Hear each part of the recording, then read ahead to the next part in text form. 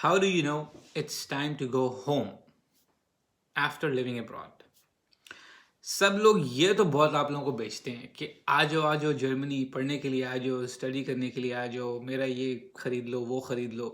लेकिन ये आपको कोई नहीं बताता कि अब आ तो गए हैं, लेकिन अब यहाँ से निकलना कैसे है, या निकलना है भी या नहीं, ये यहीं पे ही रहना परमानेंटली।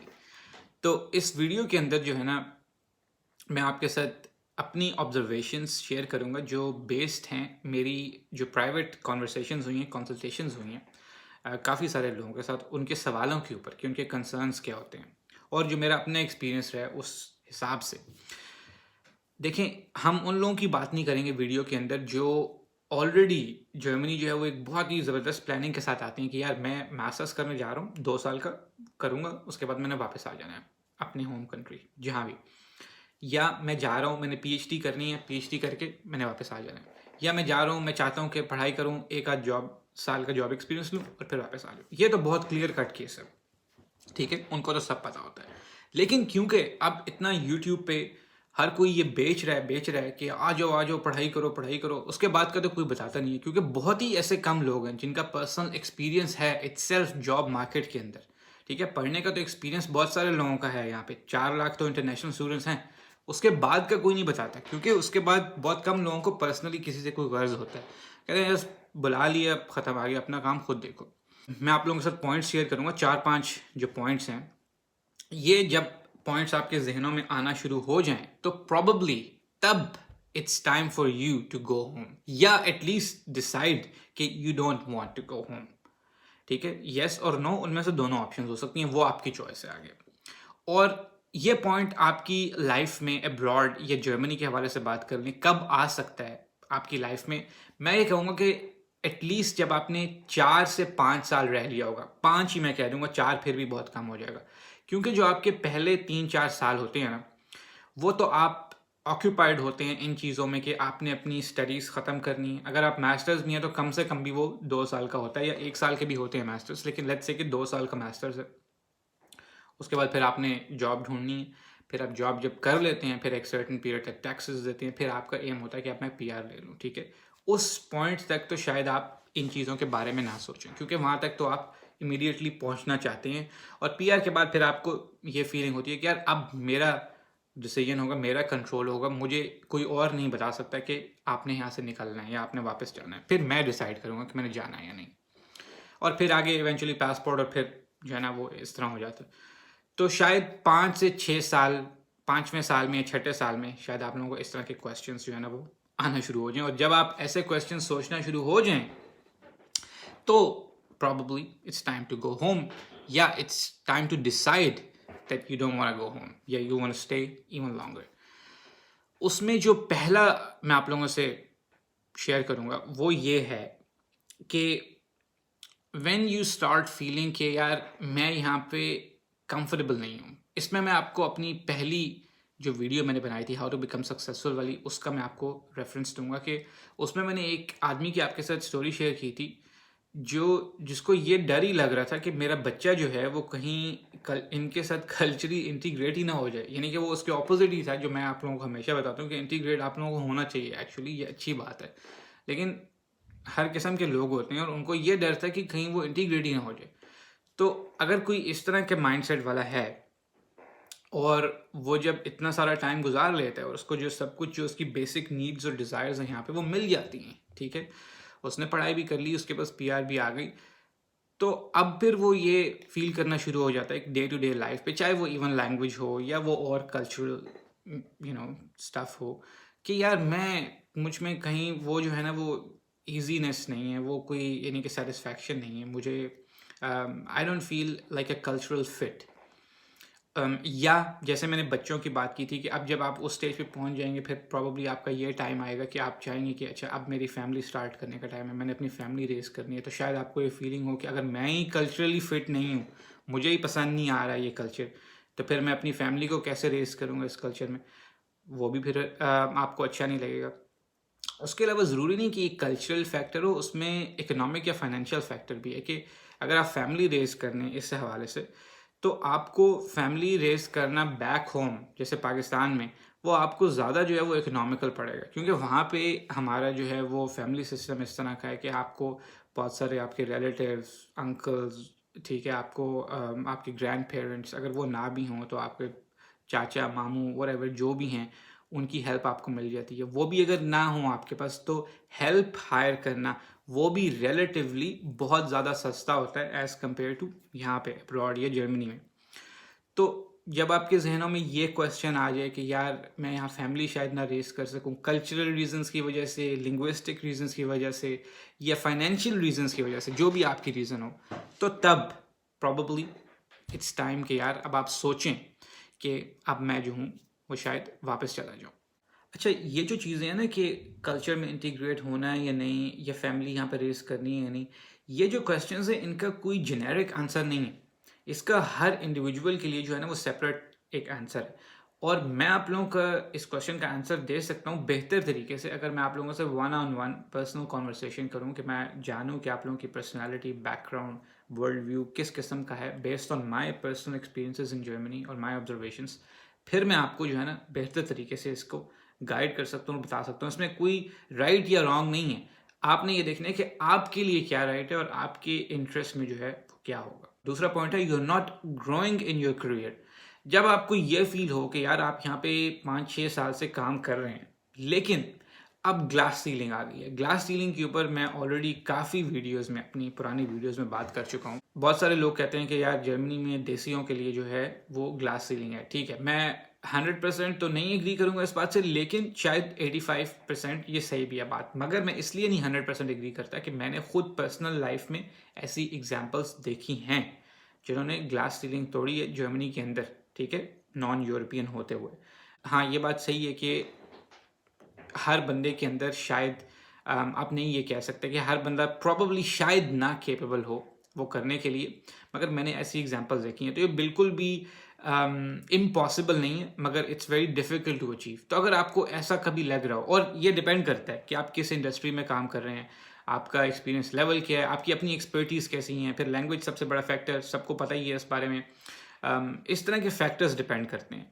जो प्रोफेशनली मैं आपके करियर की बात कर रहा हूँ। या अगर आपको ये फील हो रहा है अब यार कि मैं काम कर ही जा रहा हूँ, लेकिन अगर मैं यही काम XYZ किसी और मुल्क में करूँगा, या मैं अपने ही मुल्क में जहाँ से मैं आया हूँ मैं वहाँ पे ये काम करूँगा, शायद मेरी वर्थ थोड़ी सी ज़्यादा होगी, शायद मुझे वहाँ पे थोड़ी सी रिस्पेक्ट ज़्यादा मिल जाएगी, शायद मुझे थोड़े से पैसे कम मिल जाएँ लेकिन मुझे वहाँ पे एक्सपीरियंस ज़्यादा वैल्यूबल मिल जाएगा, या पोजीशन बेहतर मिल जाएगी। तो इट्स ऑल्सो टाइम कि आप ये सोचें यार कि, और ये लोग सोचते हैं बेसिकली, और इस सोच की बेस के ऊपर वो वापस भी चले जाते हैं अक्सर लोग 6 या 7 साल के बाद, क्योंकि उनको ये फील होता है कि करियर वाइज जो है वो स्टक हो गए हैं, वो रुक गए हैं, इससे आगे वो कहीं जा सक नहीं रहे। और क्वालिफिकेशंस उनकी ज़्यादा हैं, उनकी नज़र में ये होता है, एक्सपीरियंस उनका ज़्यादा है, मगर जो उनको ड्यू बनता है वो उनको मिल नहीं रहा। तो ये एक पॉइंट है जो आपको सोचने पे मजबूर करेगा कि यार अब शायद टाइम आ गया है कि अब मुझे वापस चले जाना चाहिए। तीसरा पॉइंट है जर्मन लैंग्वेज का।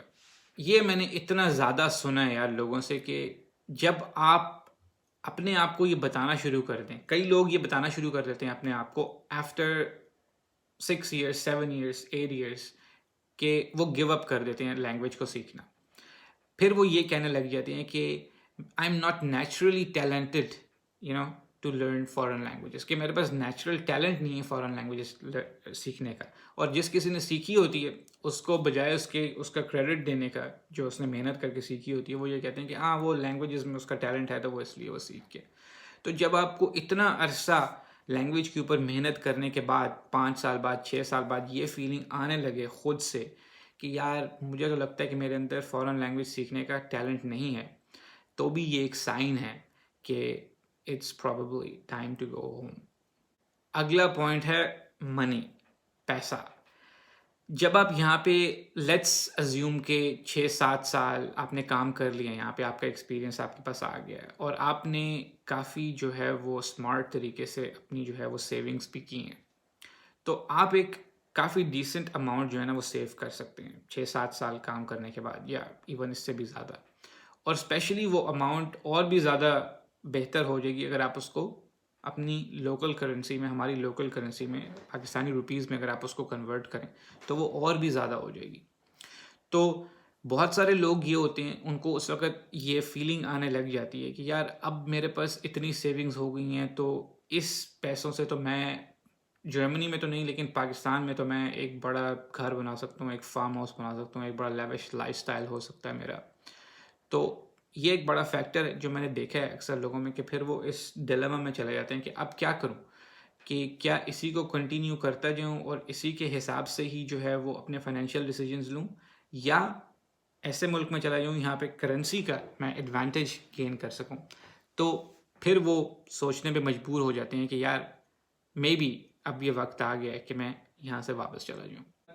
आखिरी पॉइंट जो मैं शेयर करूँगा वो है, if you start missing your food, weather, culture, family etcetera. काफ़ी सारी वीडियोस में इस पे बात कर चुका हूँ कि बहुत सारे लोग होते हैं, उनके लिए यही चीज़ें बड़ी इंपॉर्टेंट होती हैं कि यार खाना जो मैं खाता आ रहा हूँ बचपन से, क्या वो मुझे यहाँ पे मिल रहा है अब्रॉड या नहीं, वो वेदर है मेरे पास या नहीं, या वो कल्चर है, जैसे मैंने पहले कल्चर की बात की, या फैमिली के जो भी मेरी फैमिली है, फ्रेंड्स हैं जिनके साथ मैं बड़ा हुआ हूँ, अब मैं ये मेरे लिए बहुत इंपॉर्टेंट है कि मैं उनके बहुत करीब रहूँ फिज़िकली। तो अगर आप ये सोचना शुरू कर दें आफ्टर 5-6 ईयर्स, जब आपने ये सारी चीज़ें अचीव कर लीं, आपके पास पीआर आ गई, आप सेट हो गए, जॉब शॉब आपके पास आ गई, और फिर भी आपके ज़हनों में ये ख्याल कॉन्स्टेंटली आ रहे हैं, तो ये भी एक टाइम है कि फिर आपको ये डिसीजन ले लेना चाहिए कि अब मैं शायद वापस चला जाऊँ। इसमें मैं आपको बताऊँ कि देखें, अगर आप शुरू में आते हैं जर्मनी एज अ स्टूडेंट या कहीं भी बाहर मूव करते हैं, तो मैंने बताया है काफ़ी दफ़ा कि इट्स क्वाइट नॉर्मल फिनोमेना कि आप अपने जो लव्ड वंस हैं आप उनको मिस करते हैं। ठीक है, किसी के साथ अगर आपने पूरी ज़िंदगी गुजारी हो, 20-25 साल गुजारे हों, तो ये हो नहीं सकता कि आप उनको मिस ना करें। और लोगों को होम सिकनेस होती है और सारे फिनोमेना होते हैं, उसके ऊपर बहुत ही डिटेल्ड मैंने वीडियो बनाई हुई है। लेकिन अगर ये फीलिंग्स आपको 5, 6, 7, 4, 8 साल रहने के बाद भी आ रही हैं, तो उसमें मैं सीरियसली आपको ये कहूँगा कि फिर शायद आपका ये डिसीजन ठीक नहीं था, क्योंकि फिर आप समझे ही नहीं हैं गेम को। अगर आप तब भी जाके इन्हीं चीज़ों के ऊपर सोच रहे हैं कि आपको इस बात की समझ ही नहीं आई कि बेसिकली अब्रॉड मूव होने का मतलब क्या है। आप फिज़िकली तो आ गए हैं लेकिन मेंटली तो आप किसी और ही स्टेट ऑफ माइंड में रह रहे हैं, तब आप अपने आप को और ही ज़्यादा डैमेज करते रहेंगे मेंटली। अगर आपके लिए ये चीज़ें इतनी इंपॉर्टेंट हैं, यानी कि अगर आपके लिए ये फूड यानी कि इतना इंपॉर्टेंट है कि 3 टाइम अगर आप बिरयानी जो है वो ना ठूसें अपने अंदर, तब तक आपको ये फ़ील नहीं होगा कि आप जो हैं वो आप हैं। तब तो मैं फिर यही कहूँगा कि ये डेफ़िनेटली टाइम है। अगर आप दिन भर सोचते रहते हैं अपने फूड के बारे में, तो फिर तो ज़रूर आपको ये डिसीजन ले लेना चाहिए कि अब आपको वापस चले जाना चाहिए। ये बेसिकली कुछ पॉइंट्स हैं, जो ऑब्जर्वेशंस हैं, जो मुझे काफ़ी सारे लोगों से बात करके मिले, जो ख़ुद मेरी इंटरेक्शंस यहाँ पे हुई हैं लोगों के साथ जो काफ़ी अरसे से यहाँ पे रह रहे हैं, और जो मेरी अपनी ऑब्जर्वेशंस हैं कि लोग किन चीज़ों के बारे में सोचते हैं after a certain period of time, initial phase के बाद, और तब शायद ये डिसीजन उनको लेना होता है कि यार अब तो ये सब कर लिया, अब क्या करूँ? अब क्या इसको कंटिन्यू रखूँ या स्टेप बैक लूँ और वापस चला जाऊँ? देखिए, मैं उसमें यही कहूँगा कि इसमें बुरी बात कोई भी नहीं है, इसमें कोई अच्छा या बुरा नहीं है कि आप रहते भी रहें, उसमें भी कोई बुराई नहीं है, आप वापस भी चले जाएँ, उसमें भी कोई बुराई नहीं है। मैं यही कहूँगा, जो कि एक बहुत ही एक्सपेक्टेड, लॉजिकल और कॉमन सेंस की बात है, कि वहाँ पे रहें, उस कंट्री में रहें, उस जगह पे रहें जो आपको इंटरनली सैटिस्फाई करे, जो सैटिस्फैक्शन दे, आपको खुश रखे। चाहे वो खुशी आपको मिले इस बात पे कि आपको ज़्यादा सैलरी मिल रही है, चाहे वो खुशी आपको इस बात पे मिले कि आपको एक उस मुल्क में सिक्योरिटी मिल रही है, सेफ़ एनवायरनमेंट मिल रही है, चाहे आपको इस बात की खुशी हो कि आपके पास एक पावरफुल डॉक्यूमेंट है, चाहे आपको वो मुल्क या वो जगह ये खुशी दे कि आप जो आपके लव्ड वंस हैं, जो आपकी फैमिली है, आप फिज़िकली उनके पास रह रहे हैं, चाहे आपको ये खुशी दे, चाहे आपकी खुशी का फैक्टर या जो आपका पैमाना है, जो आपका गेज करने का तरीका है, वो कोई भी हो, लेकिन उस जगह पे रहें जो आपको खुश रखे। ये जो चीज़ें मैंने आप लोगों के साथ शेयर की हैं, ये डेफ़िनेटली एक लंबे अरसे बाहर रहने के बाद, बेसिक चीज़ें हासिल कर लेने के बाद की मैं बात कर रहा हूँ, ये चीज़ें आप लोगों के सामने आएँगी। तो शुरू से अगर आपको इनका पता होगा, क्योंकि आप हर कोई आपको अभी एक ही साइड दिखाता है कि बस आ जाओ यहाँ पे, आ जाओ यहाँ पे, आ जाओ। उसके बाद जो है ना कोई ये चेक नहीं करते कि क्या भाई यार उस बंदे की पर्सनैलिटी इस चीज़ के लिए बनी भी थी या नहीं, या बस यूट्यूबर उसको बुला रहा है तो मैं इसलिए चला जाता हूँ। तो इसलिए अभी आप लोगों के साथ शेयर करने का मकसद ये है कि अभी अगर आप आए भी नहीं हैं यहाँ पे तब तो और भी अच्छी बात है अगर आप इसको देख रहे हैं, या अगर आप आ गए हैं, फर्स्ट ईयर में है, सेकेंड ईयर में है, थर्ड ईयर में है, फोर्थ ईयर में आपने यहाँ पे,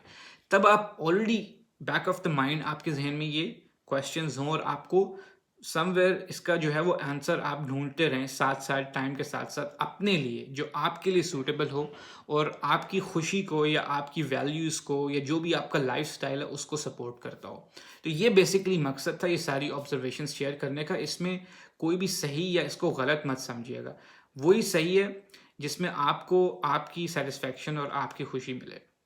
इस वीडियो में जो है वो इतना ही था। अगर आपको वीडियो इन्फॉर्मेटिव लगी है तो इसको एक थम्स अप ज़रूर दीजिएगा, और एंड में यही कहूँगा कि ये वीडियो देखने के लिए बहुत बहुत शुक्रिया।